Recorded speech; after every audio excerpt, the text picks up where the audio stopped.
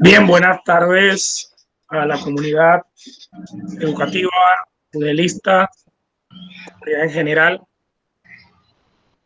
Hoy 6 de mayo, realizando este foro virtual con el tema salud ocupacional en tiempos de COVID-19. El mismo organizado por la Universidad Especializada de las Américas, Extensión Chiriquí, para la cual estamos conmemorando el pasado miércoles, lo que fue el Día Mundial de la Salud y Seguridad Ocupacional. Para el mismo hemos organizado esta actividad, para la cual tenemos invitado hoy a un expositor una expositora de lujo, docente de nuestra universidad, doctora de profesión, especialista en medicina del trabajo, actualmente funcionaria de la Caja de Seguro Social. Tenemos con nosotros a la doctora Rebeca Melamed, la cual va a ser nuestra expositora del día de hoy. Y queremos explicar la dinámica. En las redes de Facebook se van a estar habilitando los comentarios. Dichos comentarios estarán a bien para recibir sus consultas, preguntas, las cuales serán respondidos al final del foro. Puedo darle como primer punto la palabra al licenciado Marvin Esquivel, que nos dará la invocación religiosa.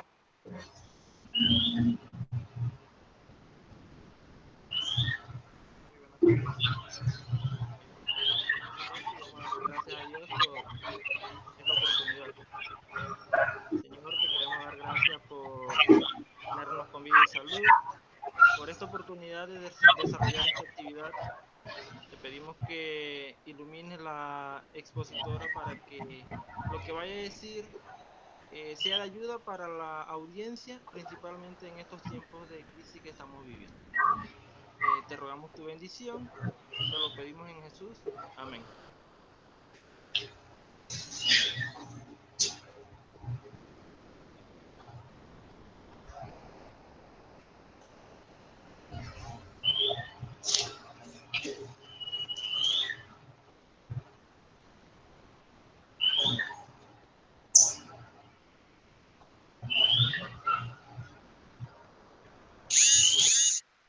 Muchas gracias, profesor Marvin.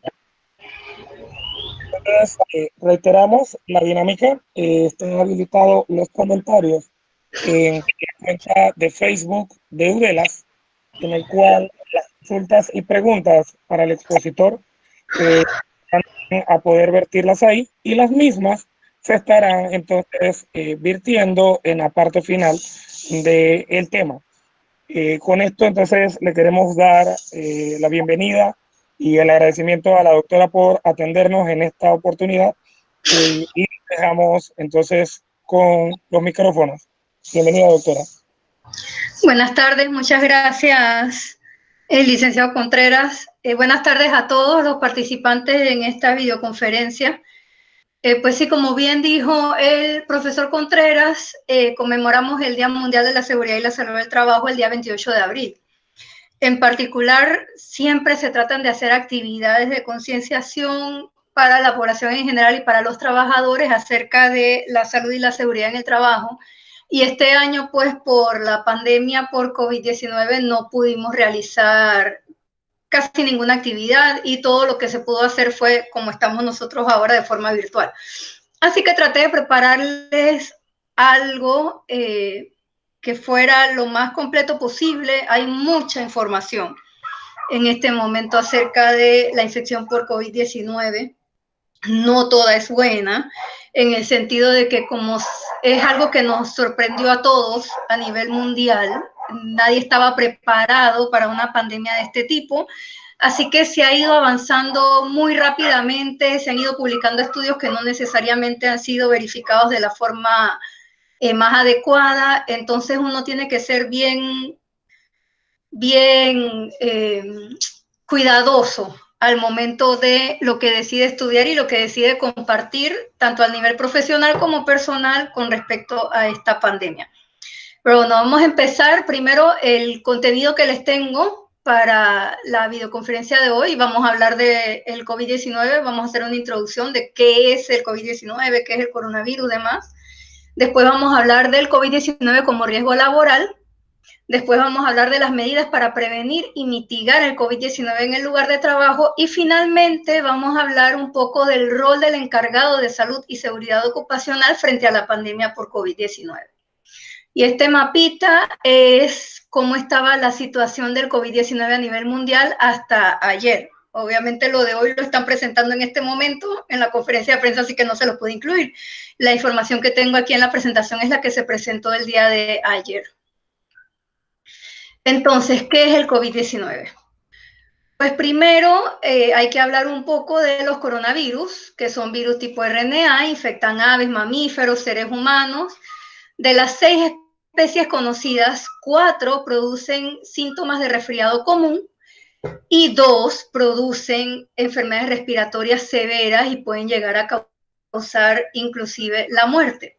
Estos son el SARS-CoV y el MERS-CoV, que es síndrome respiratorio, disculpen, agudo severo y síndrome respiratorio del Oriente Medio.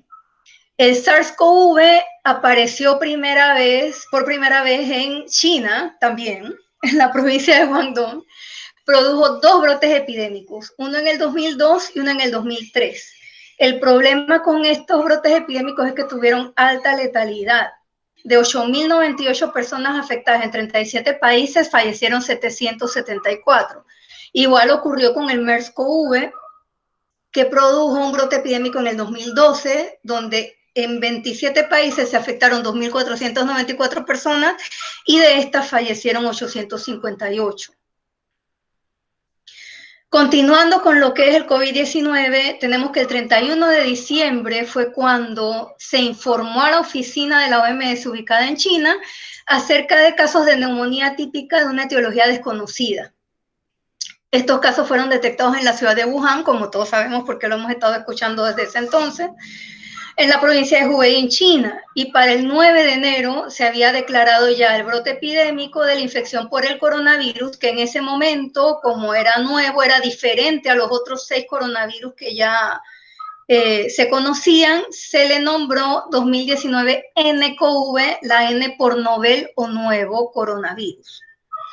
El 30 de enero ya pasamos de un brote epidémico en China a una infección que se declara como emergencia de salud pública de interés internacional, porque como sabemos ya la infección se fue propagando a diferentes países fuera de la República Popular China. El 12 de febrero, la Organización Mundial para la Salud decidió cambiar el nombre de de 2019 nCoV a SARS-CoV-2, porque producía esencialmente una infección respiratoria severa como la que producía el SARS-CoV. Y como ya había una, entonces obviamente se le pone el numerito 2. Y finalmente a la infección que este virus produce se le nombró entonces COVID-19 y por eso hablamos de pandemia por COVID-19. Finalmente, entonces, la pandemia se declaró formalmente por la Organización Mundial de la Salud el 12 de marzo del 2020. ¿Cuáles son los síntomas del COVID-19? Los síntomas principales, los más frecuentes, los que nos llaman la atención cuando llegan a un cuarto de urgencia, cuando hay fiebre de 38 grados o más, cuando hay presencia de tos que es seca, no es una tos húmeda como las neumonías comunes. Dolor de garganta, dificultad para respirar, que es el síntoma más prevalente después de la fiebre. Pueden presentarse estornudos o secreción nasal y una sensación de agotamiento, sensación de cansancio. Pero ¿qué pasa? A medida que ha ido evolucionando esta infección, se han descubierto otros síntomas que nos pueden confundir al momento del diagnóstico y que hay que tener siempre bajo vigilancia. Se han presentado casos solamente con diarrea, han presentado casos de lo que llamaron deditos de COVID. Se presenta como cuando hay un síndrome de congelación, que los dedos se ponen rojos y tienen como una especie de bolitas y alguna coloración morada también, como si hubiera trombos, que es en verdad lo que hay. Se forman coagulitos en la microcirculación distal, entonces se producen estos deditos característicos. Hay personas que se han presentado solamente con pérdida del olfato y por consecuencia pérdida del gusto. Cuando uno pierde el olfato, ustedes recuerdan los que han pasado resfriados, cuando uno está resfriado que tiene la nariz muy congestionada, la comida no le sabe a nada. Desde que se pierde el olfato se pierde el gusto y hay personas que se han presentado con este síntoma sin haber presentado ningún otro.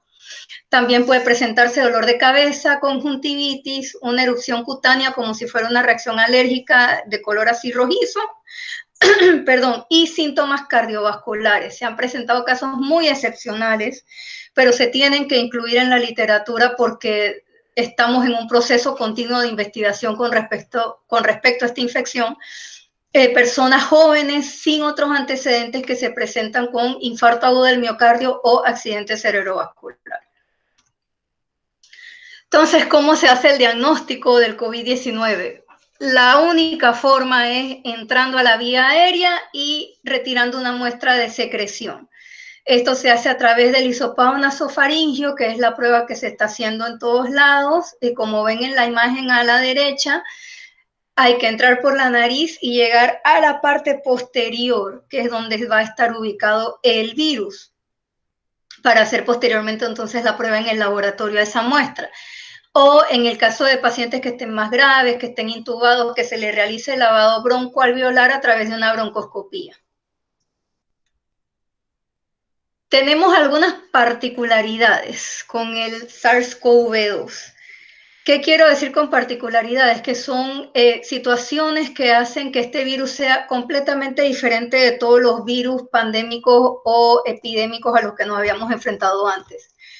Tenemos que puede afectar a cualquier edad, pero la infección es mucho más grave en los mayores de 60 años, donde también se presenta mayor mortalidad. Los pacientes con enfermedades crónicas como hipertensión arterial, insuficiencia renal, los pacientes inmunosuprimidos como los pacientes con HIV o en tratamiento por enfermedades autoinmunes. Los pacientes con enfermedades pulmonares, asma, diabetes y cáncer son mucho más susceptibles a padecer una infección severa y a morir, a que sea una infección letal.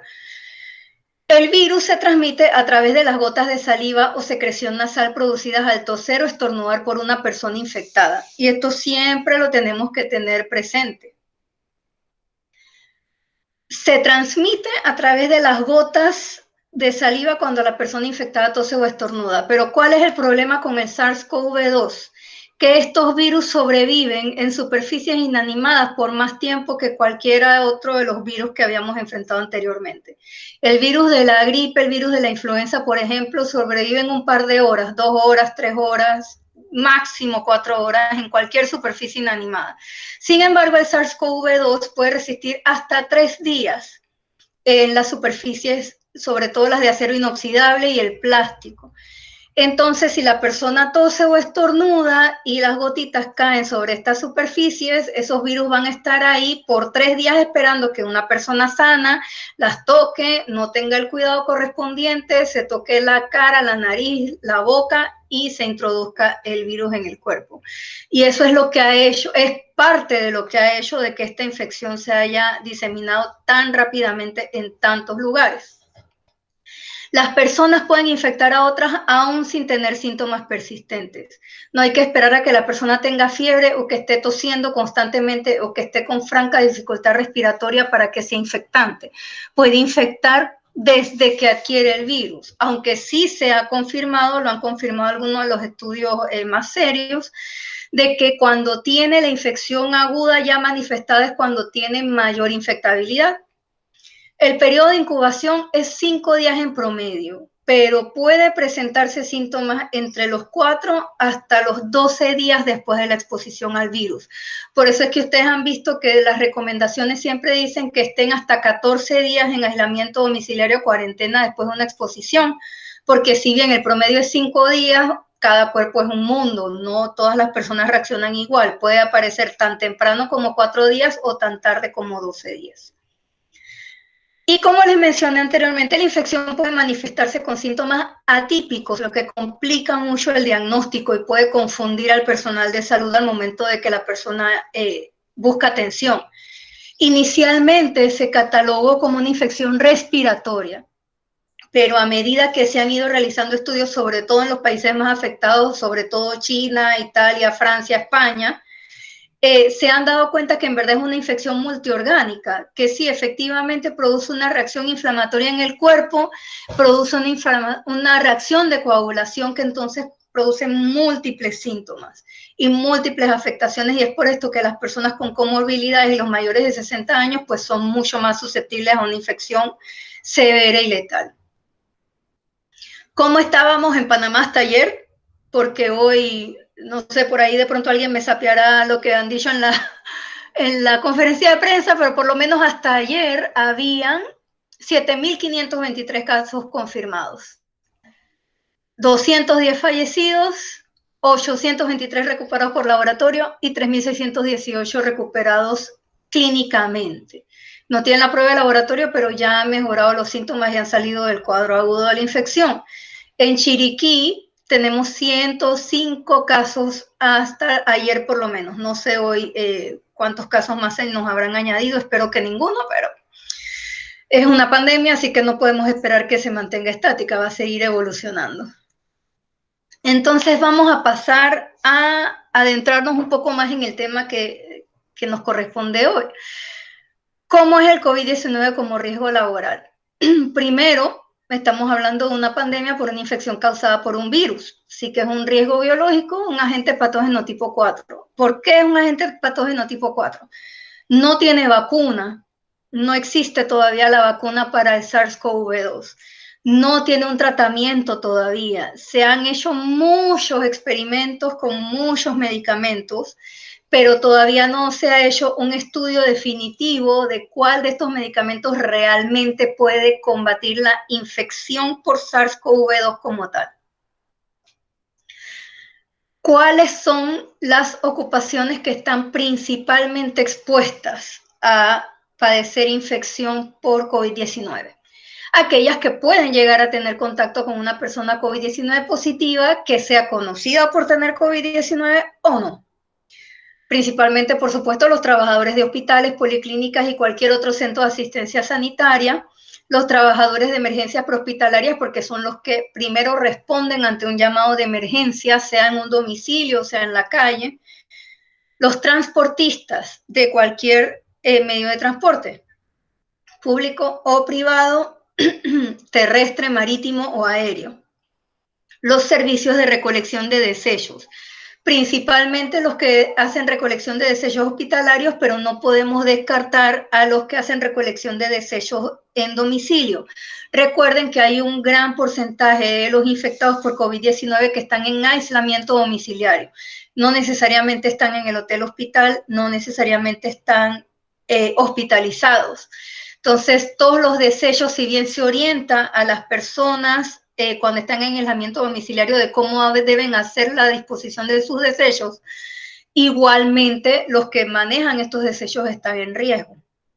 Las personas que trabajan en servicios de limpieza y desinfección en general, todos los trabajadores que dan atención al público de forma directa, quienes podemos incluir aquí a los cajeros de supermercados, de farmacias, los empleados de delivery, que ahora casi todo se está haciendo por delivery, inclusive autorizaron para que empresas como las ferreterías hagan su distribución de bienes por delivery, los farmacéuticos, etc.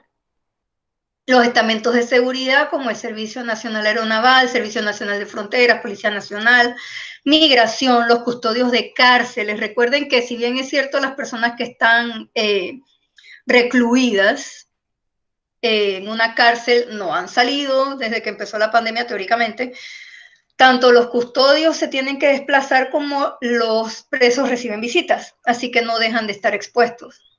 El Sistema Nacional de Protección Civil y los trabajadores de aduanas.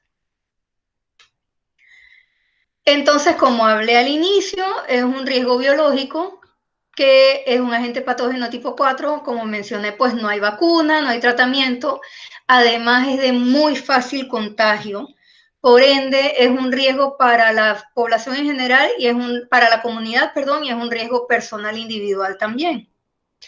La pandemia por COVID-19 genera otros tipos de riesgos que se han ido estudiando en la evaluación de esta pandemia y que afectan a todos los trabajadores públicos y privados por igual. Por ejemplo, el riesgo psicosocial.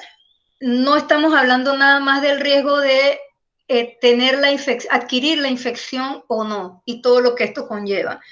Estamos hablando de todas las decisiones que se han tenido que tomar por ser una emergencia sanitaria, por ser una emergencia de salud pública. ¿Esto genera riesgo psicosocial? Claro que sí. Hay muchas personas que están en incertidumbre, que estaban por contrato, que les han rescindido el contrato por la pandemia, porque las instalaciones han tenido que cerrar, no están recibiendo ingreso. Esto obviamente genera ansiedad en las personas y va a generar que se desencadenen algunos problemas psicológicos o psiquiátricos que de pronto habían estado adormecidos, habían estado en el background porque todo está estable, pero estas crisis generan inestabilidad que puede desarrollar entonces en las personas este tipo de síndromes o patologías. Entonces sí, se ha convertido la pandemia en un riesgo psicosocial.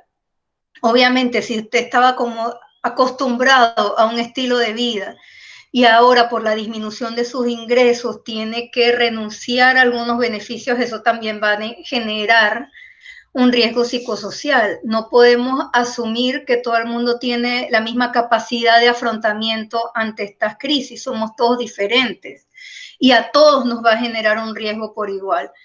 Por ejemplo, hablando personalmente, yo trabajo para la Caja de Seguro Social, así como dijo el profesor Contreras, ahorita mismo soy la coordinadora regional de salud y seguridad ocupacional, pero también hacía una parte en la privada. Fuera de salud ocupacional, las privadas han sido cerradas, no podemos trabajar en la privada.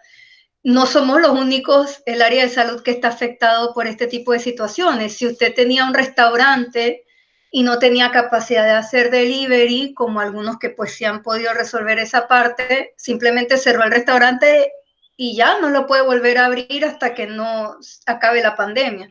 Y todos los trabajadores que usted tenía, todos los ingresos que usted recibía, no están entrando. Los dueños de bares, de discotecas, que desde que se declaró la emergencia nacional tuvieron que cerrar sus instalaciones y no han podido abrir. Y de hecho, aunque eliminen la ley seca, igual no es que podemos ir a un bar a tomar. Si se elimina la ley seca, pues usted va a poder adquirir licor en un supermercado, en algún distribuidor independiente, pero no puede reunirse con otras personas a ingerir licor. Entonces, todo eso ha afectado los ingresos de muchas, muchas personas en nuestro país y a nivel mundial, por supuesto. Piensen en las meseras, por ejemplo, de los restaurantes, que su ingreso era el salario del restaurante, pero tenían un sobreingreso por las propinas. Nada de eso está pasando. Entonces, obviamente, este riesgo psicosocial está presente y está en aumento, pero las decisiones que se tomaron se tenían que tomar y se tenían que ejecutar, porque de lo contrario el sistema de salud iba a colapsar, pues y lamentablemente iba a ser peor todavía esta situación. ¿Qué otro riesgo se ha generado por la pandemia? El riesgo por transferencias de tecnologías. Todas las empresas tuvieron que evolucionar rápidamente para poder atender a sus clientes de otras maneras muy diferentes a las que habían estado llevando hasta la fecha. Se publicó la ley de teletrabajo, que se había estado conversando en nuestro país, pero no se había hecho ley como tal. Pero esta pandemia nos ha empujado a todos, inclusive ahora que estamos dando esta videoconferencia y los docentes de UDELA que estamos acostumbrados a ir a un aula de clases, a conversar con los estudiantes, a intercambiar, pues todo lo tenemos que hacer ahora de manera virtual. Entonces, eso genera un riesgo por transferencia de tecnologías para todos los trabajadores que se han tenido que enfrentar a esta parte de evolucionar rápidamente de un ámbito personal, de intercambio personal con sus clientes, con sus proveedores, con sus jefes, a tener que hacerlo de forma virtual. El riesgo ergonómico. ¿Por qué incluye el riesgo ergonómico? Obviamente, si usted está en una empresa con un escritorio, con la silla que su encargado de salud y seguridad ocupacional pidió para que le consiguieran una silla lo más cómoda posible, que le regularan la altura del escritorio, que le consiguieran una pantalla del tamaño adecuado, con un teclado ergonómico, con el mouse y demás, en su casa es un poco más difícil que usted tenga todas estas facilidades. No digo que no se puede, o que no deba, de hecho es lo que está escrito en la ley, lo que no se le deba proveer, pero es mucho más difícil hacerlo. Y de pronto, mientras logramos acomodarnos a la parte de teletrabajo, pues el trabajo no va a estar siendo realizado de la forma más adecuada posible. Entonces, este riesgo también se ha generado. Entonces, ¿es la infección por COVID-19 un riesgo profesional? Pues depende de que usted trabaje. ¿Qué nos rige a nosotros todavía con o sin pandemia con respecto a los riesgos profesionales? La Ley 51 orgánica de la Caja de Seguro Social, el decreto de gabinete número 68, que es el que centraliza en la Caja de Seguro Social la cobertura obligatoria de los riesgos profesionales para todos los trabajadores del Estado y de las empresas particulares que operan en nuestra República. De este decreto de gabinete, entonces, parte el acuerdo número 1 de la Caja de Seguro Social del 29 de mayo de 1995, por el cual se expide el Reglamento General de Prestaciones del Seguro de Riesgos Profesionales y se dictan otras disposiciones. ¿Qué dice este acuerdo en su artículo 9? Las enfermedades endémicas y epidémicas de la región solo se considerarán como profesionales cuando se adquieran por encargados de combatirlas de acuerdo a su oficio. ¿A quienes podemos incluir? Una vez comprobado que tuvieron exposición directa a un paciente infectado, los trabajadores de la salud principalmente. Pero esto no quiere decir que un trabajador de otro tipo de servicio que haya tenido contacto con un paciente COVID y que no se le pudiera comprobar contacto comunitario de ninguna otra manera, no pudiera ser entonces clasificado como una enfermedad profesional. Pero esto requiere una investigación. No es que todo el personal de salud infectado por COVID-19 no va a ser declarado enfermedad profesional, porque puede tener un contagio comunitario a pesar de ser personal de salud. Entonces, está la disposición legal, pero siempre se tiene que hacer una investigación para determinar realmente dónde hubo mayor riesgo de exposición y clasificar la enfermedad entonces como profesional o no profesional. Disculpen. Entonces vamos a hablar ahora de las medidas para prevenir y mitigar el COVID-19 en el lugar de trabajo. ¿Qué podemos hacer para que nuestros trabajadores, al menos en el sitio de trabajo, no adquieran esta infección? Primero tenemos que tener en cuenta que hay documentos regulatorios en el marco de esta pandemia. No es que las leyes, los códigos, los decretos no se deroguen por la pandemia, pero, hay algunos documentos que en particular se publicaron por la pandemia y que van a estar vigentes hasta que sea necesario. Primero, pues la ley número 126 del 18 de febrero, que es la que establece y regula el teletrabajo en la República de Panamá. No existía antes, fue publicada así como quien dice por necesidades de la pandemia. La resolución número DM-137-2020 del Ministerio de Trabajo y Desarrollo Laboral, que es la que establece ya formalmente todo lo que se debe tomar en cuenta en las empresas con respecto a disminuir el riesgo de infección por COVID-19 en los trabajadores. La guía para la prevención de coronavirus en ambientes laborales del Ministerio de Salud, la guía de intervención para los trabajadores de la salud expuestos a casos de COVID-19 positivo, publicada por el MINSA y la Caja de Seguro Social, todas las guías que puedan encontrar en la página web del MINSA, que habla específicamente de limpieza y desinfección, uso de equipo de protección personal, todo lo que ha publicado tanto instituciones internacionales como nacionales lo pueden buscar en esta página. Obviamente es interesante también entrar a la página de la Organización Mundial de la Salud en la parte de coronavirus, porque hay muchísimas guías técnicas que pueden consultar para efectos entonces de mantener la vigilancia de la salud y la seguridad en el trabajo. Los manuales y protocolos de limpieza y desinfección de las instalaciones de salud vigentes y los manuales y protocolos de bioseguridad vigentes.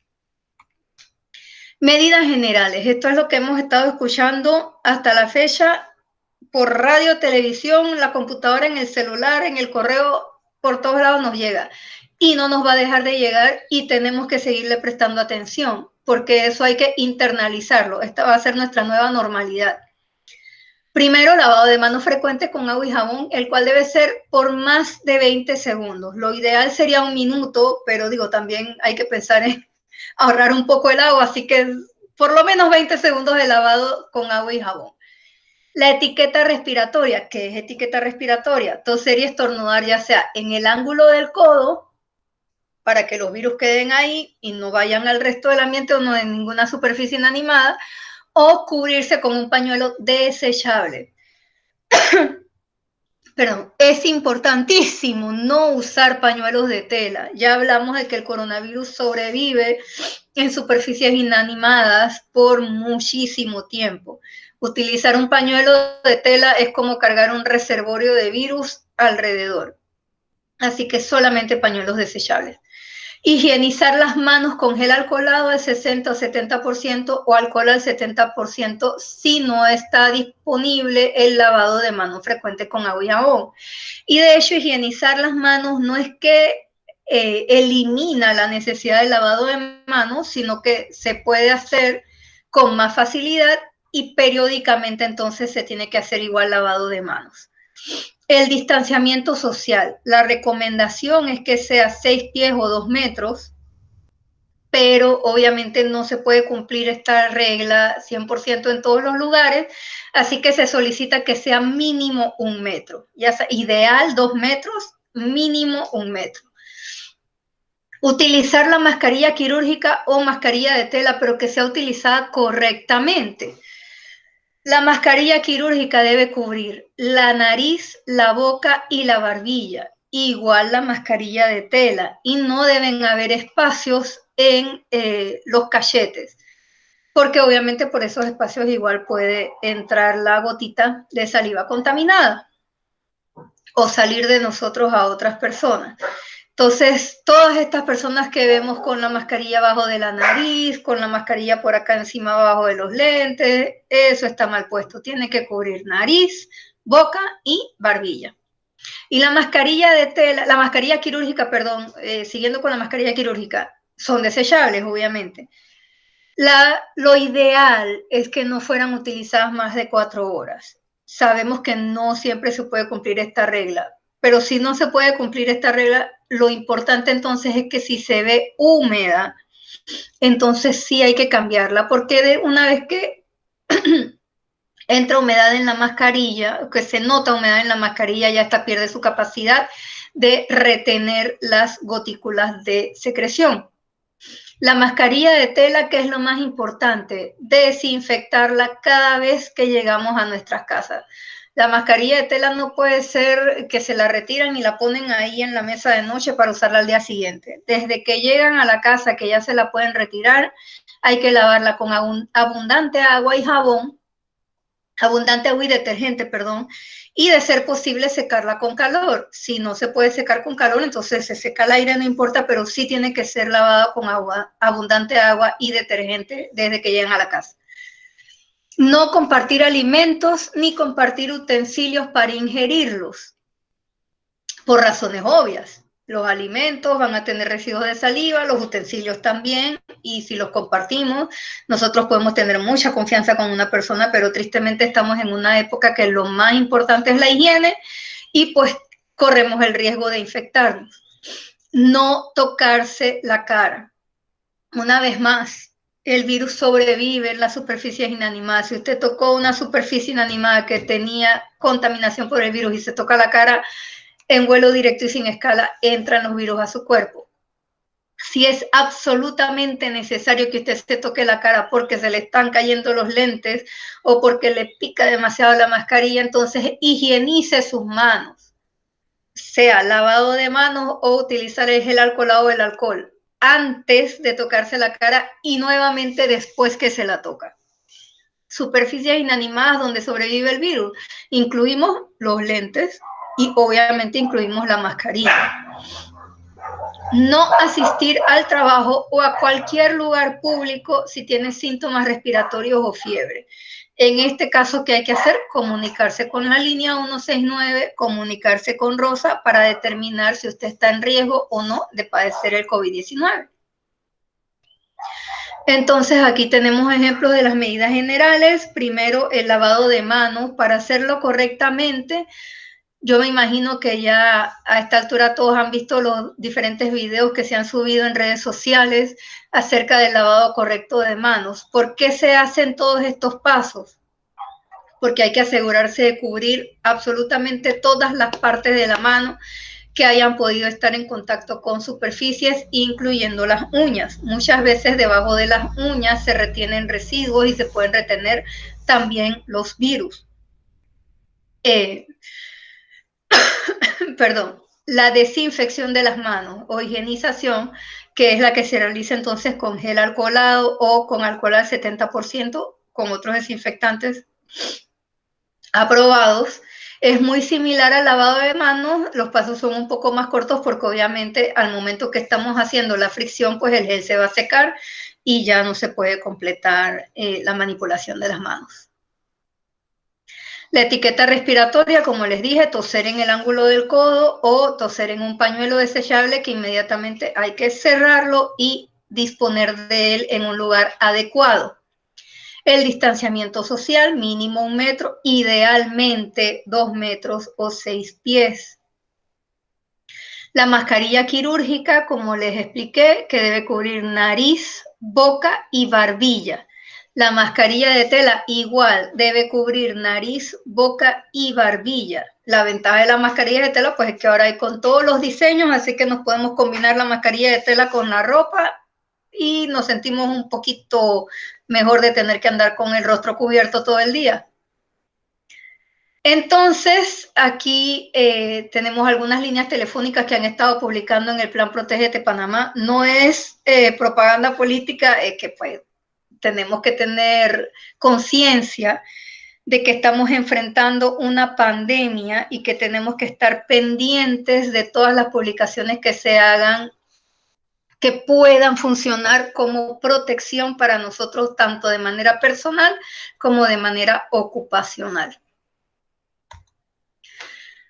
Algunas medidas administrativas que se pueden tomar también para mitigar el COVID-19. Primero, teletrabajo. ¿Por qué teletrabajo? Obviamente disminuye la necesidad de los traslado de los trabajadores de su residencia a cualquier otro lugar, principalmente el lugar de trabajo. Disminuye la cantidad de trabajadores que va a haber presentes en una instalación o empresa en un determinado momento, pero aunque está regulado por ley, que se acaba de publicar hace escasos 2 meses, aún hay muchos vacíos que deben ser evaluados.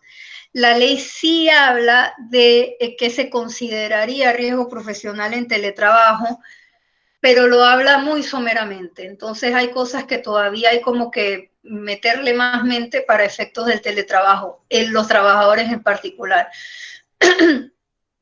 Perdón, pero es una opción. Y por efectos de todo lo que ha ocurrido y lo rápido que ha ocurrido, pues tenemos que tenerlo en consideración.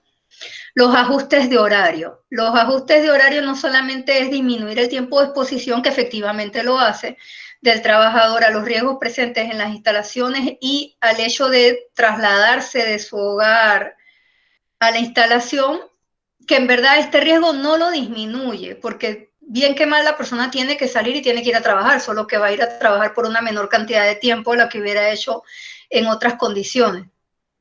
Pero sí disminuye también la cantidad de personas que pueden haber en una instalación un determinado tiempo. Porque usted, por ejemplo, si se disminuye la jornada de 8 horas a 4 horas, como está ocurriendo en las entidades administrativas de las empresas públicas, usted puede poner una cantidad de personas de cada oficina que entren en horario matutino y otras que entren entonces después en horario vespertino. No se está incumpliendo con la jornada, o sea, no están poniendo a trabajar a las personas fuera de su horario de trabajo regular. Si usted, por ejemplo, trabaja en un lugar de 8 a 4, se disminuyó la jornada a 4 horas por la pandemia. Si usted va de 8 a 12 o va de 12 a 4, igual va a estar dentro de la jornada laboral regular. Así que es una buena opción también, siempre que obviamente se cumpla con todo el trabajo que tiene que realizar. Uso de vacaciones, permisos, tiempo compensatorio y otros beneficios con los que cuenta el trabajador. Esto también va a disminuir la cantidad de trabajadores presentes en las instalaciones de las empresas, disminuye la necesidad de traslado de los trabajadores de su casa a las empresas, pero limita al trabajador en el uso de sus derechos adquiridos. Recuerden que las vacaciones, los permisos, todo eso es por un servicio que usted ya brindó. Entonces, ahora no es que podemos tener planes, pues no podemos viajar, no podemos ni siquiera, no debemos al menos, ni siquiera visitar a nuestros familiares, pero sigue siendo un tiempo de descanso que nos ganamos después de haber trabajado arduamente. Entonces, esto se puede considerar una limitación. Otras medidas administrativas durante el tiempo de alimentación, escalonar el tiempo de ingesta de alimentos en los turnos que sea necesario para que no haya muchas personas a la vez en el área de comedor y favorecer que la actividad de alimentación se realice en un área específica de la empresa. Pues porque hay muchas empresas que las personas tienen que ingerir sus alimentos ya sea en la misma oficina o en áreas públicas que no necesariamente están aptas para hacer esta actividad, y eso promueve entonces que haya contacto, que pueda llegar a haber, contacto con pacientes y con personas infectadas. ¿Qué medidas de ingeniería podemos tomar para evitar las infecciones por COVID-19? Primero, el aislamiento del trabajador. Los que han podido ir al PriceMart, algunos supermercados, no todos, se están utilizando ahora cortinas plásticas, que pues no están mal. Teóricamente no están provocando un riesgo aumentado para el trabajador si están bien hechas y si están limitando el contacto que éste pueda tener o el riesgo de salpicaduras de gotas de personas infectadas hacia el trabajador. En las ventanillas que de pronto eran muy abiertas se han colocado acrílicos para disminuir el espacio de exposición de los cajeros, por ejemplo. Todas estas son medidas de aislamiento del trabajador. En las oficinas, si ya tenían modulares, pues ya eso automáticamente es un aislamiento, pero si no había modulares, se podrían colocar modulares también para separar los puestos de trabajo. Los pediluvios se deben colocar en la entrada de las instalaciones de la empresa. Se pueden usar tanto con amonios cuaternarios como con dilución de hipoclorito de sodio. ¿Qué hacemos con el pediluvio? Pues como hemos mencionado ya varias veces durante esta presentación, el virus sobrevive en las superficies inanimadas por mucho tiempo.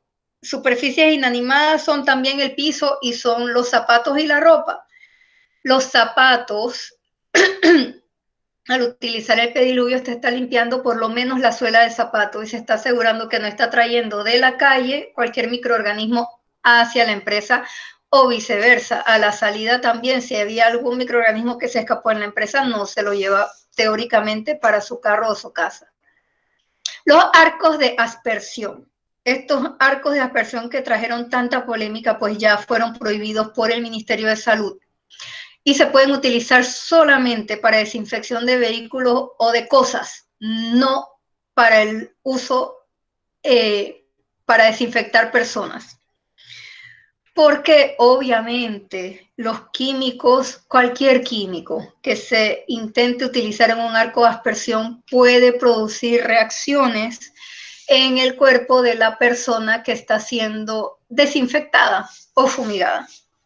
O puede producir quemaduras, puede producir reacciones alérgicas, puede producir dermatitis. Son muchos efectos adversos de estos químicos, que son muy efectivos para desinfectar superficies, pero no necesariamente para desinfectar personas.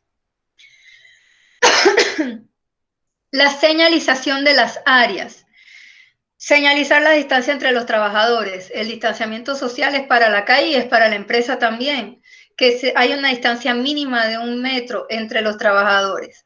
Cambiar la dirección de los puestos de trabajo para evitar el contacto directo. Pues sí, tenemos que convertirnos en entes un poquito menos sociales.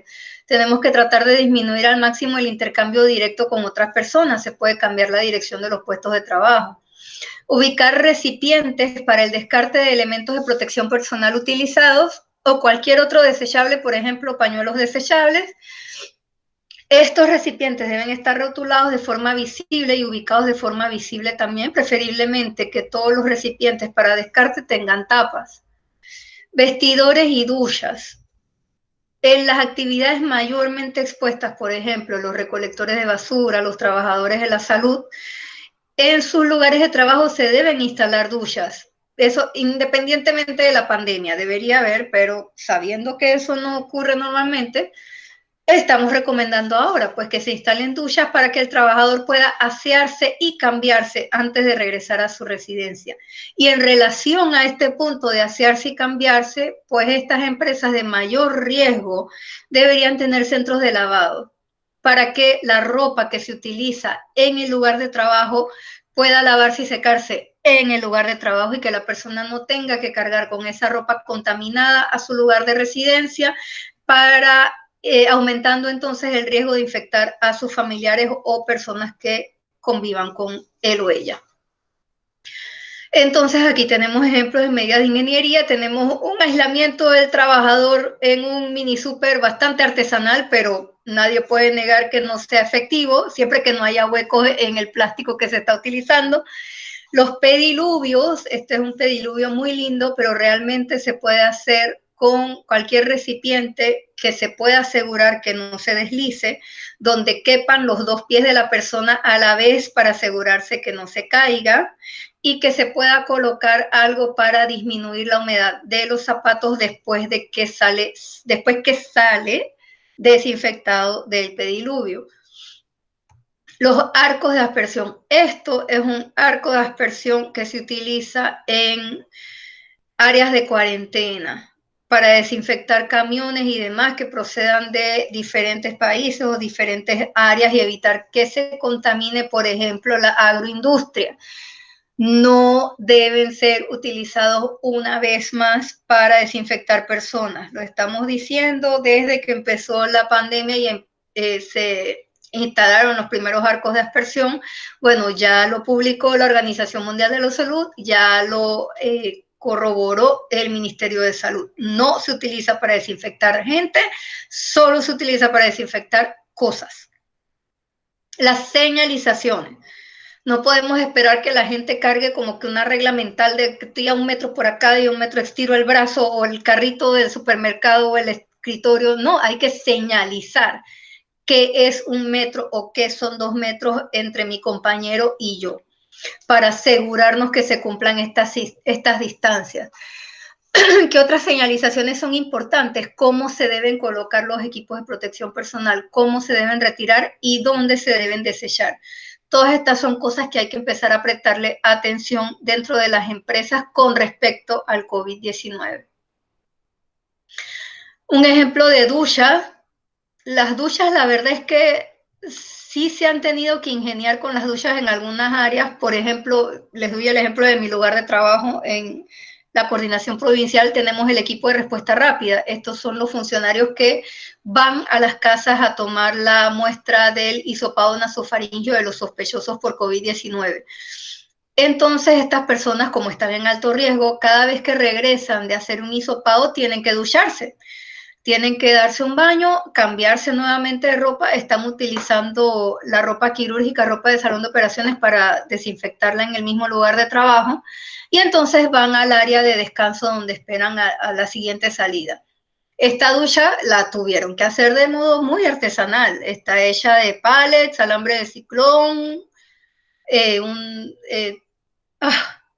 ahorita se me escapa el nombre, le digo siempre TARP, pero es esta cosa azul que se usa para cubrir carros y demás, bueno, para que no se vea obviamente la persona, pero cumple su función. Su función es que la persona se pueda asear y eliminar cualquier tipo de residuo que pueda haber traído de la casa donde realizó la muestra. Aunque usan los EPP, no nos cansamos de buscar la protección de los trabajadores al máximo y ya llega a su lugar de descanso segura de que no está contaminada ella y que no va a contaminar al resto de los trabajadores que están alrededor del área de descanso. Entonces, sí se pueden hacer las duchas, no tiene que hacer un gasto muy grande para hacer la ducha, pero lo importante es tenerla. Y los centros de lavado, pues lavadora, secadora, para que la ropa salga limpia y no tenga que salir del lugar de trabajo a contaminar otras áreas. Los equipos de protección personal. Obviamente, como siempre, en salud ocupacional, nosotros seleccionamos los equipos de protección personal de acuerdo a la actividad que va a desarrollar el trabajador. Eso no va a cambiar por el COVID-19. El COVID-19 lo que nos obliga es a reevaluar los equipos que se están utilizando y a complementarlos. Por ejemplo, cuando se reactive la construcción, que eventualmente pues va a tener que pasar, poco a poco vamos a tener que ir reactivando las industrias a medida que se vaya estabilizando la situación, que no van a dejar de haber casos nuevos, pero por lo menos no va a ser un boom de muchos casos que el sistema de salud no puede manejar. Entonces, vamos a seguir diciendo que el trabajador tiene que ponerse el casco, el trabajador tiene que ponerse careta protectora si va a trabajar con algo que genera esquirlas, el trabajador tiene que seguir usando guantes, pero ahora también le vamos a poner una mascarilla, que vamos a tener que evaluar cómo va a ser esa mascarilla que el trabajador va a utilizar si no está expuesto a vapores, a químicos y a todas estas cosas que ya conocemos, que ya sabemos entonces qué mascarilla utilizar, sino para el trabajo diario de un albañil, por ejemplo. Porque obviamente no le podemos poner una mascarilla muy complicada que limite su capacidad de desarrollar su trabajo, pero no podemos dejar de protegerlo. Entonces, esta pandemia nos va a obligar a hacer esa evaluación en el momento que corresponda. En este momento, ¿qué actividades, como mencioné ya anteriormente, tienen mayor riesgo? El personal que atiende directamente pacientes COVID-19 positivos o sospechosos, médicos, enfermeras, técnicos en enfermería, servicios de aseo y limpieza, laboratorios que procesan muestras de estos pacientes, los servicios de recolección de desechos hospitalarios sobre todo, pero como les mencioné, también los que hacen recolección de desechos en domicilios. Para las personas de bajo riesgo, ¿qué es lo básico? Realmente lo básico es la mascarilla y en el caso de trabajadores de salud o trabajadores de atención al público, los lentes. Porque obviamente al salpicar saliva de una persona infectada, si cae en la mucosa, en la conjuntiva, en la mucosa del ojo, entonces puede ser absorbido el virus y se puede generar la infección. Los guantes, ¿qué pasa con los guantes? Es muy importante, si le vamos a dar guantes a nuestros trabajadores, explicarles que el guante no reemplaza la higiene de las manos. No es que ya porque tengo los guantes puedo tocarme la cara, puedo tocar todas las superficies y puedo hacer todo normal. No es lo correcto, porque sigue, al contrario, en el guante puede haber más virus que sin el guante. Entonces hay que vigilar bien a quién le vamos a dar guantes. Y si realmente le podemos dar la cantidad necesaria para mantenerlos protegidos. Lo ideal siempre va a ser el lavado de manos y la higiene de las manos. Esa es la mejor forma de asegurarnos de que no se va a contaminar la persona con el virus. Para las personas de alto riesgo, pues hay que disfrazarlos completos. ¿Qué pasa? Inicialmente, pues ustedes ven que la OMS, que es nuestro regente, Organización Mundial de la Salud, y todo lo que expide el MINSA, pues tiene que ser basado en mayor o menor grado en las disposiciones de la Organización Mundial de la Salud. Decía, por ejemplo, que usar mascarilla era más riesgo que no usar la mascarilla cuando se salía a la calle. no es que se equivocaron. Recuerden que estamos aprendiendo, todos estamos aprendiendo, nosotros y ellos también. A medida que ha ido avanzando la pandemia, pues se han dado cuenta, perdón, de este tipo de cosas como de la supervivencia del virus en las superficies y de la cantidad de distancia que puede viajar la gotícula de saliva hasta alcanzar a otra persona o a una superficie y contaminar. Entonces, si bien es cierto, el virus no se pega, por ejemplo, en piel sana, y por eso antes no se indicaba el uso de mamelucos o de batas completas, como sobrevive en las superficies y las personas infectadas, pues hay que hacerles muchos procedimientos, hay que hacerle aspirado de secreciones, hay que hacerle baños de limpieza y demás. Y todas las superficies podían llegar a contaminarse en alguno u otro momento. Se decidió que sí debían utilizarse para asegurar la protección del trabajador todo el uniforme completo. Mameluco, bata desechable, protección del calzado, doble guante, guante inicial y otro guante por encima cuando se termina de colocar los EPP, la mascarilla o careta facial, la mascarilla que en el caso de los que ya saben que están trabajando con pacientes COVID-19 no puede ser mascarilla quirúrgica, tiene que ser un respirador N95 sin válvula preferiblemente. El gorro, o si no tienen mameluco sería el gorro, y si tienen mameluco no es necesario entonces colocarse el gorro, pero sí cubrir todas las superficies corporales que pudieran llegar a tener contacto con superficies contaminadas por el COVID-19. ¿Qué otras medidas podemos tener? Lo que están viendo, cuando uno vaya a casi cualquier supermercado, está el guardia de seguridad en la puerta, lo saluda a uno, le da un toquecito de gel alcoholado y ¡pum!, le toma la temperatura. Esto es bueno, porque uno de los principales síntomas y el más prevalente, el que se presenta en casi todos los casos, es fiebre. Entonces, si te toman la temperatura y tienes fiebre, no tienes nada que hacer en la calle, ni en el supermercado, ni en el lugar de trabajo, ni en ningún lado. Tiene que ir para su casa y comunicarse con el 169 o con Rosa. Puede que no sea COVID-19, pero igualmente tiene una enfermedad y tiene que buscar atención médica. Entonces, mantener un control de temperatura nos asegura, no nos asegura, pero promueve la vigilancia de que personas infectadas o enfermas entonces no accedan al lugar de trabajo. Obviamente tiene que ser hecho con termómetros sin contacto, los termómetros infrarrojos que en este momento se consiguen con más facilidad que antes, para disminuir el riesgo entonces de contaminación de las personas en general y de la persona que queda asignada con la tarea de tomar la temperatura. En cuanto a limpieza y desinfección de las instalaciones, la primera recomendación, no hacer barrido en seco. Cuando hacemos barrido en seco, pues ustedes se dan cuenta, los que limpian su casa siempre se levanta polvo, se levantan partículas, y entre estas partículas se pueden levantar partículas con contaminación por el COVID-19. Entonces, la limpieza de pisos y superficies debe ser realizada en húmedo con detergente y posteriormente desinfectar con solución de hipoclorito de sodio. La limpieza de superficies de trabajo se debería realizar por lo menos 3 veces durante la jornada de trabajo, en particular si son jornadas de 8 horas o más.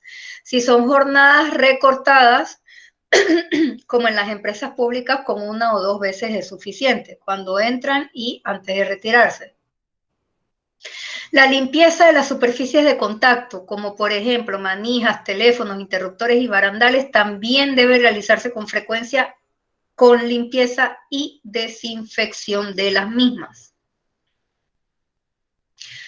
¿Qué detergentes podemos utilizar? Pueden ser amonios cuaternarios de 5ª generación o amonios que sean combinación de diferentes generaciones, pero que el ingrediente activo al final alcance por lo menos un 16% de concentración.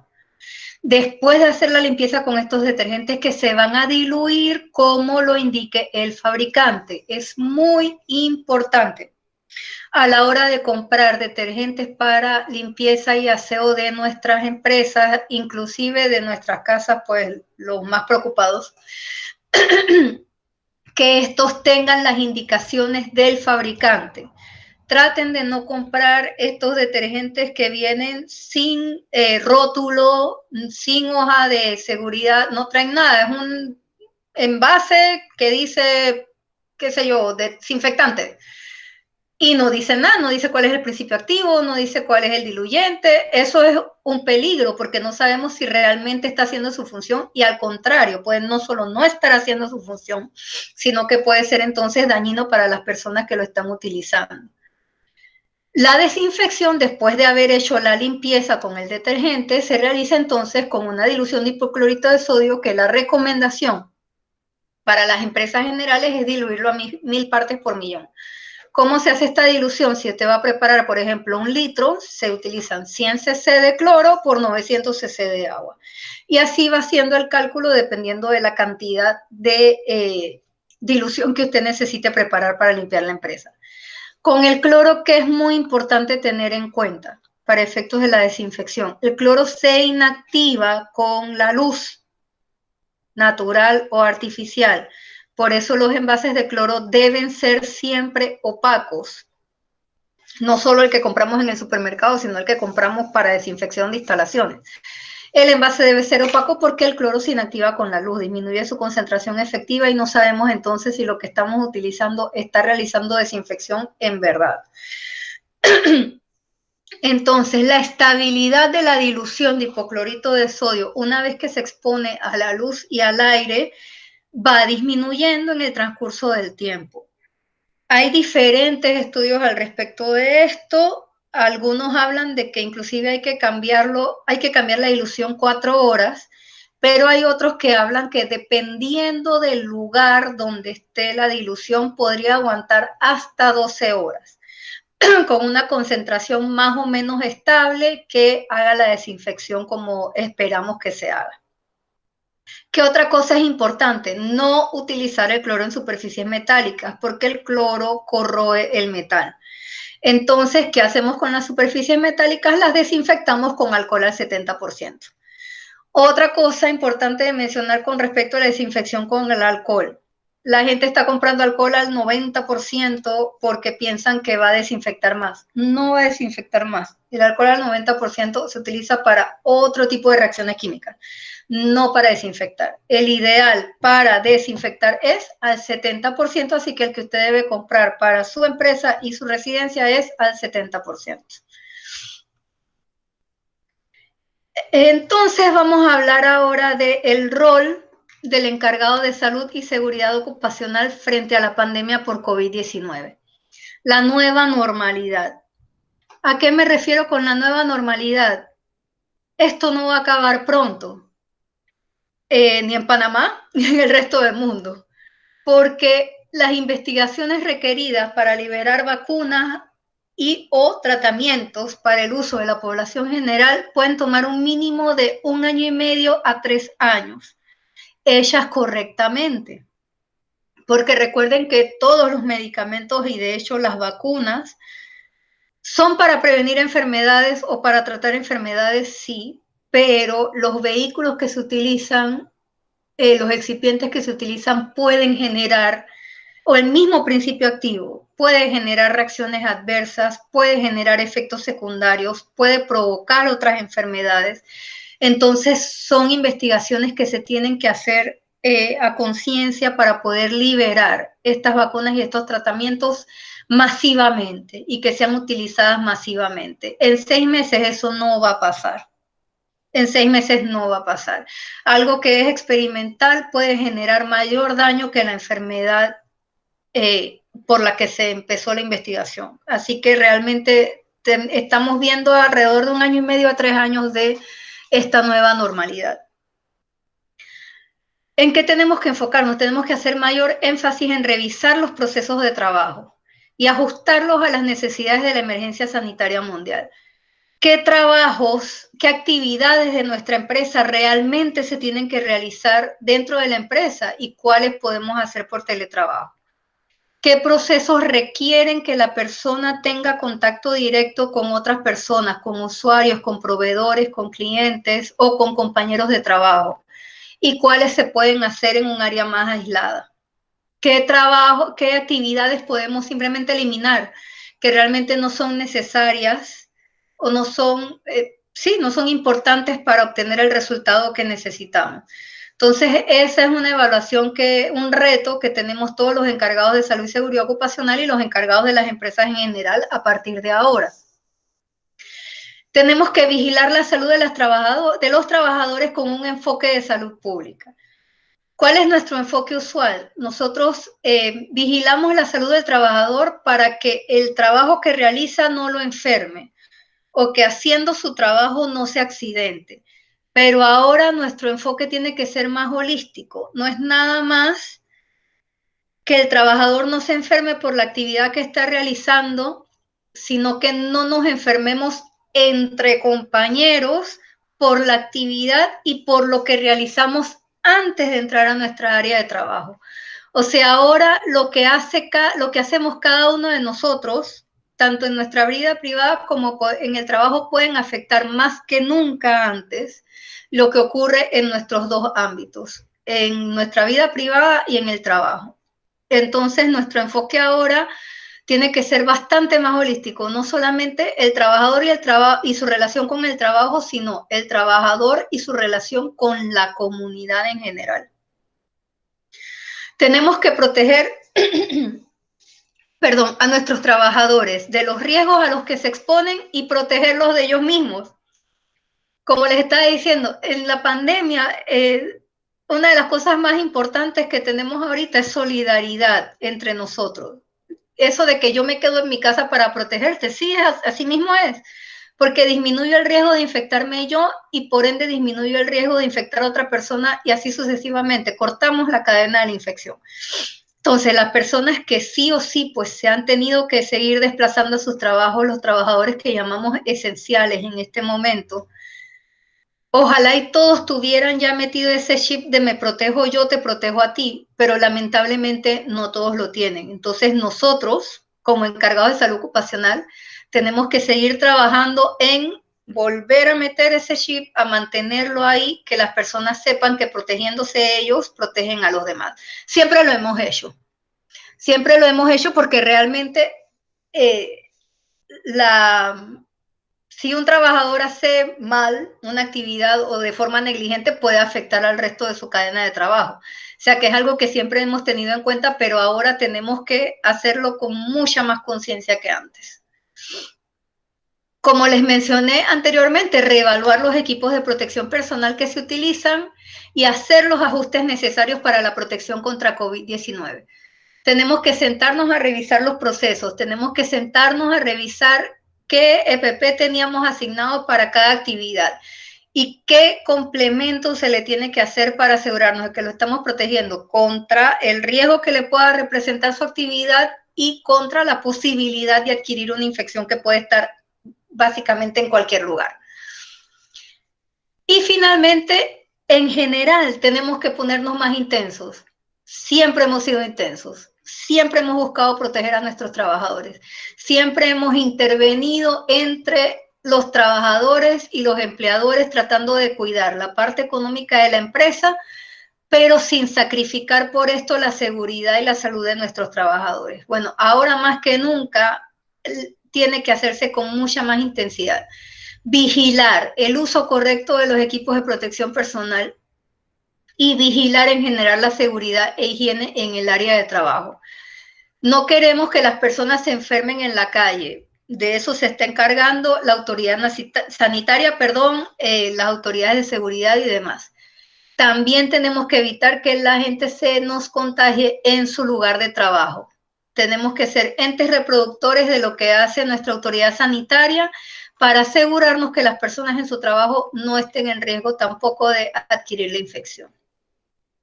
Y con esto último, entonces ya termino la presentación.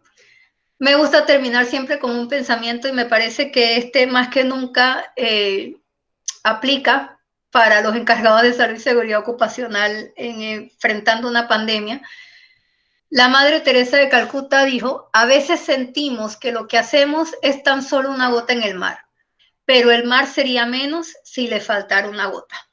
Y así es, nosotros seguimos insistiendo en la protección de los trabajadores, en la protección de la empresa, y ahora más que nunca en protección contra el COVID-19 para que no nos infectemos ni en el lugar de trabajo ni en la comunidad.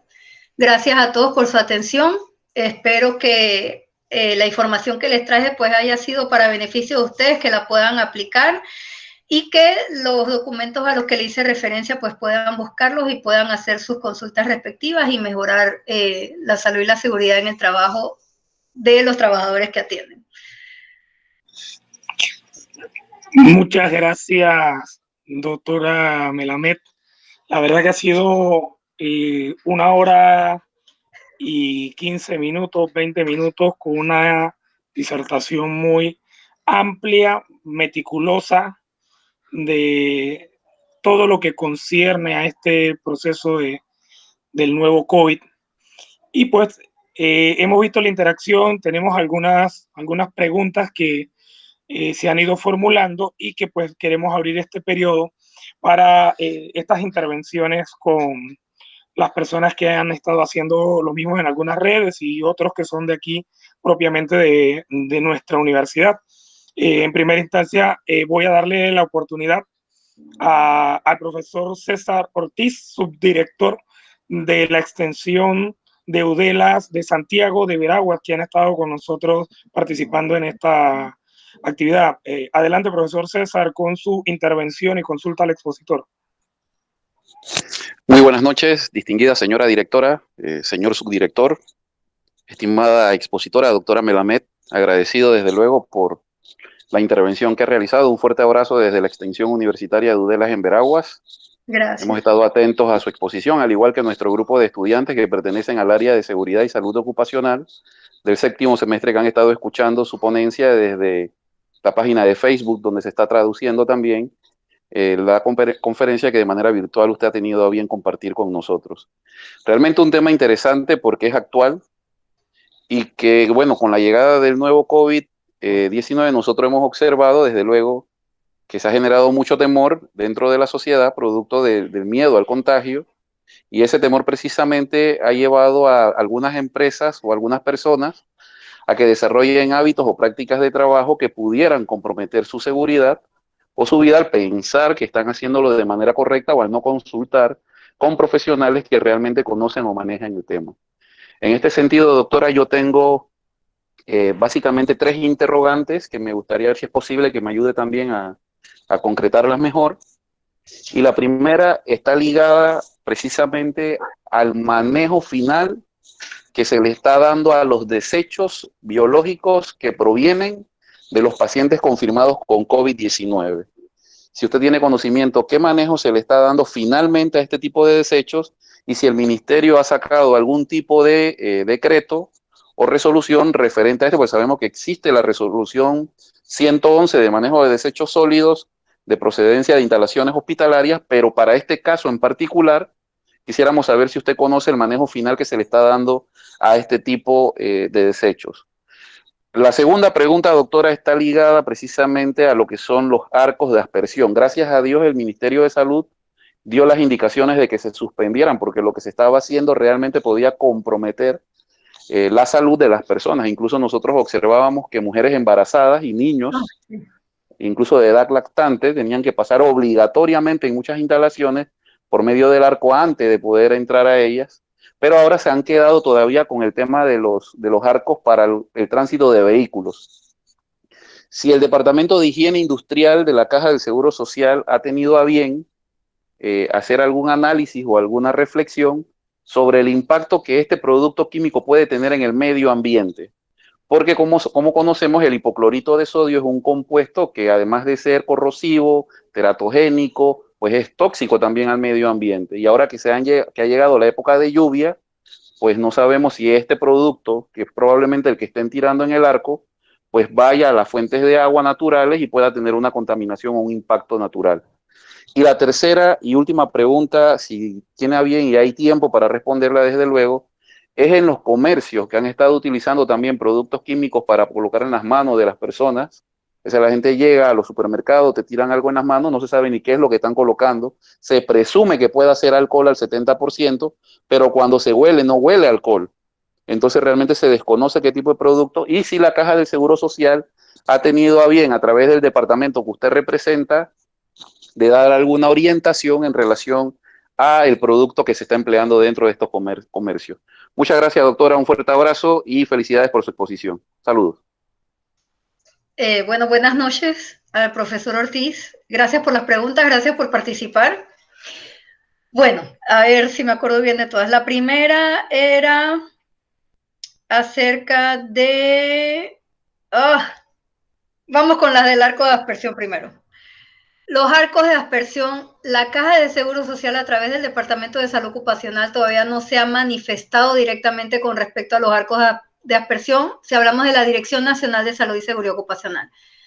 Acá en Chiriquí, en nuestra experiencia, pues sí se nos consultó acerca de los arcos de aspersión y nosotros emitimos el criterio, ya que en la coordinación regional contamos con un químico de salud ocupacional, pues que emitió su criterio desde el principio hablando de por qué era contraproducente utilizar el arco de aspersión para las personas.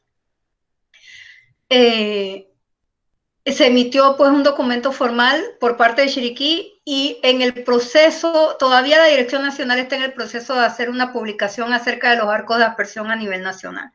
Sin embargo, pues el ente rector, el ente regente en situación de emergencia sanitaria nacional es el Ministerio de Salud. O sea que realmente con que el Ministerio de Salud haya dicho se acabaron los arcos de aspersión, listo. No hay que emitir ningún otro documento, ninguna otra documentación. Eso está en la Constitución, está en el Código Sanitario.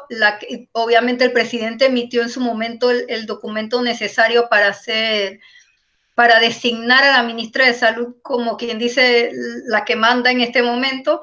Sí que lo que publica el ministerio es lo que se tiene que hacer. Si ya el ministerio publicó cualquier otro criterio sería un refuerzo, pero realmente no es enfáticamente necesario. Con respecto a las sustancias que se utilizan en los supermercados, no hay un documento oficial de la Caja de Seguro Social que diga qué sustancias se pueden o no se pueden usar para desinfectar, por ejemplo, las manos de las personas que acceden a un centro de salud, un centro de compras o una instalación, una empresa. Pero las normas, las guías que están en la página de el MINSA, pues sí indican, como yo les dije también en la presentación, que tiene que ser alcohol al 70% o gel alcoholado con una concentración mínima de 60 a 70% de alcohol. Entonces, pues sí, usted tiene el derecho como consumidor o como usuario de un servicio en un supermercado de preguntar qué me están poniendo en las manos. Y usted puede constatar si al menos en el envase dice que es el alcoholado al 60 o 70% o que sea alcohol etílico. Ya la parte de si se le coloca algún aditivo para cambiar el olor y que sea un poco menos desagradable, pues esa parte no se la puedo confirmar o negar y no creo que haya algún documento oficial que diga que no se pueden utilizar este tipo de sustancias. Y sé que me falta responder una pregunta, pero le doy chance si me puede repetir la que no le he respondido todavía, por favor. Sí, gracias, doctora. La otra pregunta estaba ligada al tema, del manejo de los desechos biológicos, la disposición final que se le da. Sí, esa es la pregunta más importante, los desechos. Me parece que lo dije en la presentación, no estoy segura, que los manuales de bioseguridad, los reglamentos de bioseguridad no han dejado de estar vigentes por la pandemia. Y hablan claramente de que los desechos sólidos hospitalarios catalogados como peligrosos deben ser incinerados. Entonces, no le puedo decir que yo directamente haya hecho una confirmación al respecto, pero es algo que se entiende que se tiene que hacer y en particular con este virus que estamos atendiendo en este momento que es tan peligroso. O sea que teóricamente las empresas que se dedican a recolección de desechos hospitalarios específicamente deberían estar haciendo incineración de los mismos de una forma controlada. Y obviamente en los hospitales sí se está rotulando los desechos de las salas donde se atienden pacientes COVID-19 positivos como desechos peligrosos. O sea que teóricamente si seguimos las cadenas y cumplimos con los reglamentos como están vigentes, se debe estar realizando entonces de esa manera. El problema, ¿dónde surge? En las personas que están en aislamiento domiciliario, porque obviamente yo en mi casa, por ejemplo, no tengo bolsas rojas para rotularlas como desecho peligroso, ni voy a poder llamar a una empresa especial de recolección para que vaya a mi casa a buscar el desecho, la bolsa de desechos como si fuera un hospital, y ahí es donde sí puede haber un riesgo mayor de exposición, y eso es algo que hasta donde yo sé todavía no se han pronunciado, pero sí se deberían pronunciar al respecto, y esperemos pues que de aquí al menor tiempo posible eso ocurra. No sé si está de acuerdo con todas las respuestas. Excelente, doctora, y al profesor Ortiz por las preguntas. Creo que el profesor Marvin nos tiene algunas inquietudes y comentarios que se han dado en la página de Facebook. Profesor Marvin, le doy el pase para que nos pueda compartir algunas de los comentarios que se han estado haciendo y las preguntas que se han vertido en esta red social.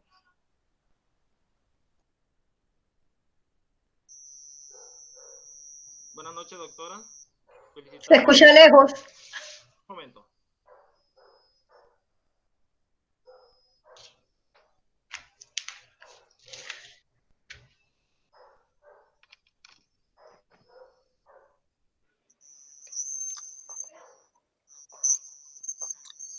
Adelante, Marvin. No sé si de repente la podemos plasmar aquí en el chat y las compartimos.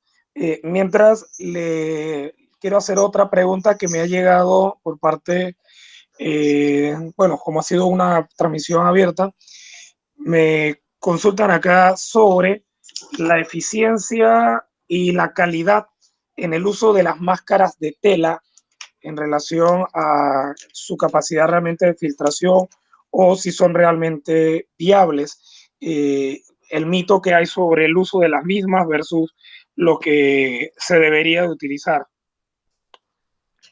Ok.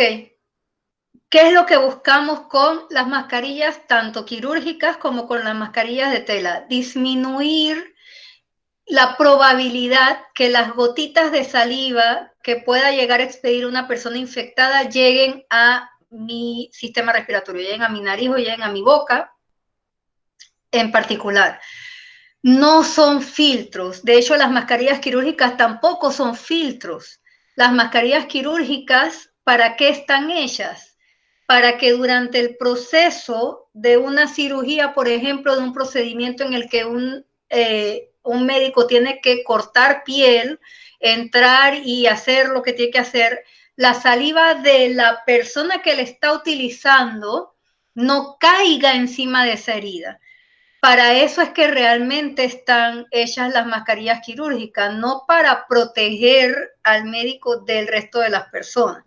Entonces, obviamente ahora hemos tenido que modificar su uso porque bien que mal sí limitan el hecho ese de que la gotita infectada caiga sobre mí, caiga directo en mi boca o caiga directo en mi nariz.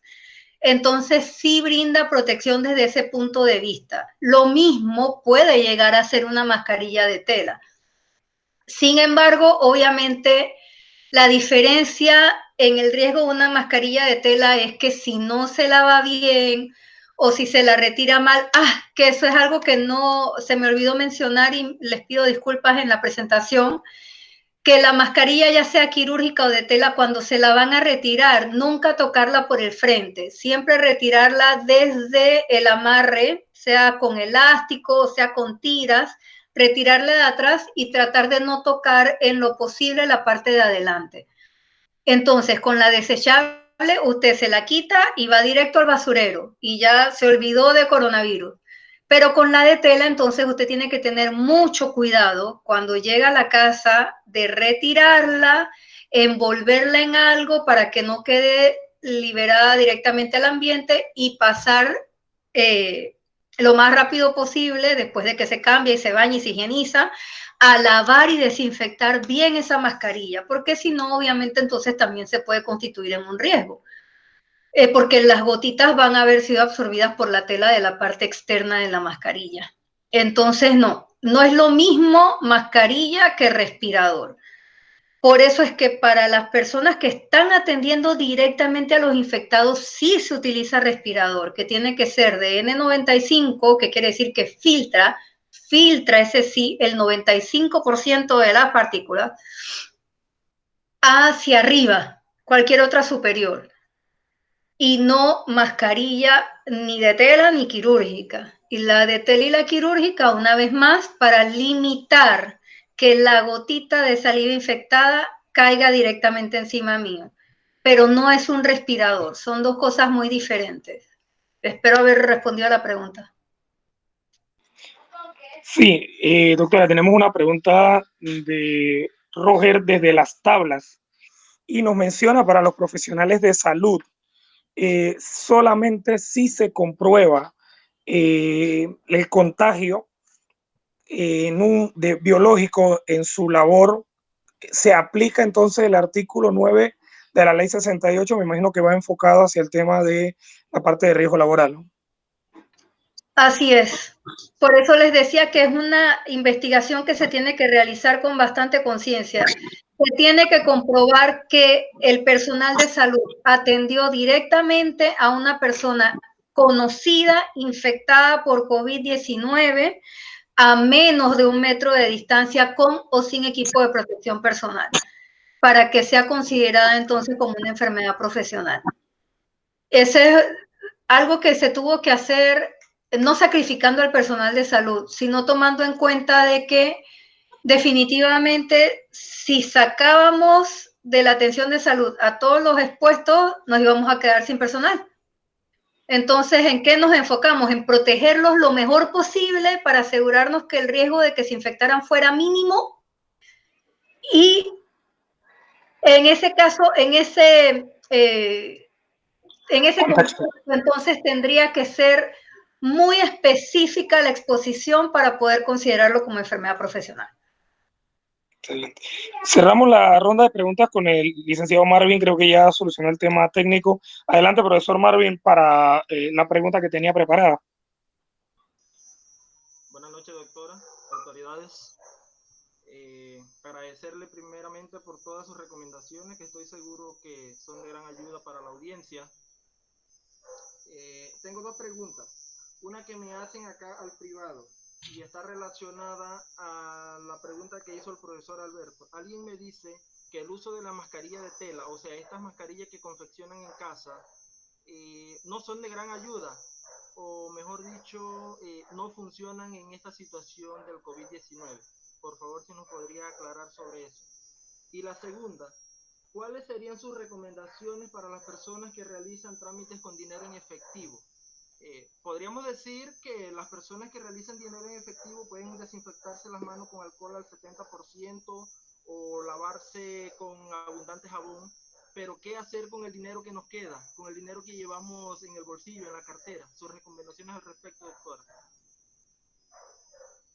Ok. Bueno, con lo de las mascarillas de tela, como respondí anteriormente, no es que no funcionen. Obviamente, si alguien me estornuda encima, pues la mascarilla se quedó en nada. Eso es lo que estamos tratando de evitar. Sí va a retener el líquido, sí va a disminuir la cantidad de gotas infectadas por virus que pueden llegar a mi sistema respiratorio. No son inútiles.